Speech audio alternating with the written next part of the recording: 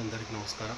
నేను మీ చిన్న జమాల్పూర్ జర్నలిస్ట్, అక్కడ ఆయాదివాసు ప్లానర్ని. ఇది కందూరు రామలింగేశ్వర స్వామి టెంపుల్. ఇది పడమర సెంటర్లో స్వామివారికి సింహద్వారం ఏర్పాటు చేశారు. దీనికి కుడిపక్క ఒక గూడు, ఎడవ పక్క ఒక గూడు ఏర్పాటు చేశారు.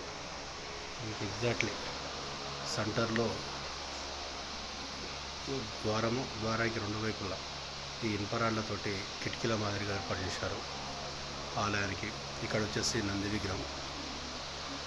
మీకు లోపల స్వామివారి మూల విరాట్ విగ్రహం చూపిస్తాను. ఇది స్వామివారి గర్భాలయం.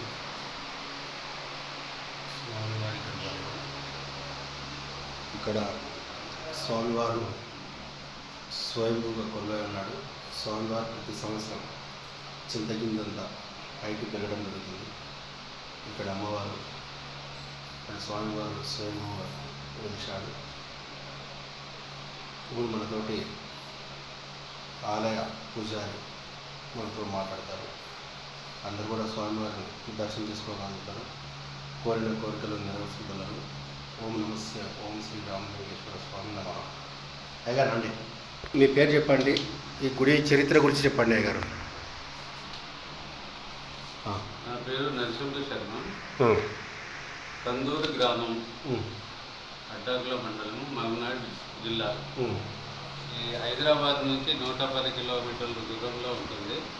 జాతీయ రహదారికి 3 కిలోమీటర్ల లోపలికి ఉంటుంది ఈ ఆలయం. పూర్వకాలము ఈ స్వామి కొండపైన ఉండేవాడు. గుడి పక్కన కొండ ఉంది. ఆ కొండ శిఖరంలో పెద్ద సొరంగం ఉంటుంది. ఆ సొరంగం లోపల స్వామి ఉండేవాడు. సొరంగం లోపల స్వామి ఉండేవాడు.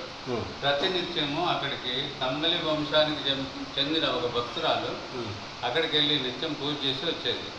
కాలక్రమేణా ఆమె గర్భవతి అయినప్పుడు, స్వామి నేను కొండపైకి రాలేను, కొండ దిగి వచ్చినట్టయితే పూజ చేస్తా అని చెప్తుంది. సరే, నీ అభిష్టం మేరకు నేను కొండ దిగి వస్తాను, కానీ నువ్వు వెనుకకి తిరిగి చూడకుండా కొండ దిగి వెళ్ళమని స్వామి చెప్తాడు. అట్లనే ఆమె కొండ నడుచుకుంటూ కిందికి వస్తుంది. స్వామి వెనకాల రథం మీద వస్తుంటాడు.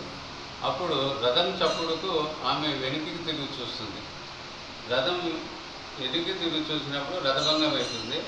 ఆ రథచక్రాలు రెండు విడిపోయి ఒక రథచక్రం నేల మీద పడుతుంది, ఒక రథచక్రము కోనేట్లో పడుతుంది. ఆ రథచక్రం మీదనే, నేల మీద పడ్డ రథచక్రం మీదనే స్వామి ఇప్పుడు ఆసీనుడై మనకు దర్శనమిస్తున్నాడు. ఇక్కడ ప్రత్యేకత ఏంటంటే, ఈ కోనేటి చుట్టూ 27 కదంబ వృక్షాలు ఉన్నాయి, కల్ప వృక్షాలు. కాశీలో మళ్ళీ కందూరులోనే ఉన్నాయి. అంటే కాశీకి వెళితే ఎంత పుణ్యమో కందూరుకు వచ్చినా అంతే పుణ్యం. అయితే ఇక్కడ ఈ కథకు నిదర్శనంగా ఏంటంటే, కొండపైన రథచక్రం జాడలు ఇప్పటికీ సగం దూరం వరకు ఉన్నాయి. ఆ పైన ఒక కోనేరు ఉంటుంది.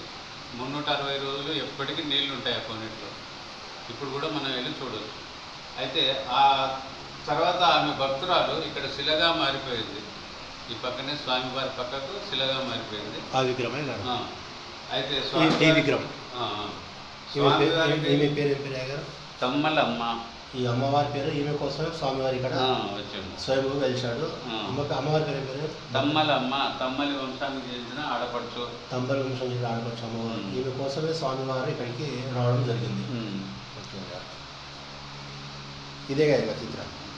ఓకే గారు, అందరికీ స్వామివారిని అందరు కూడా దర్శించుకో. కామిని పౌర్ణమి నుంచి శ్రీరామనవమి వరకు బ్రహ్మోత్సవాలు జరుగుతాయి. చాలా పెద్ద ఎత్తున జరుగుతాయి. అందరు భక్తులు, చాలా భక్తులు వస్తుంటారు. ఇతర రాష్ట్రాల నుంచి కూడా వస్తుంటారు. చాలా బాగుంటుంది.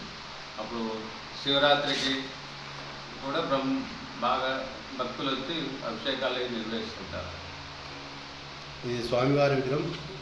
ఈ అమ్మవారు అంటే తంబలి వంశం చెందిన భక్తురాలు. తంబలి కాదు, తమ్మలి. ఈమె కోసమే స్వామివారి ఇక్కడికి రావడం జరిగింది.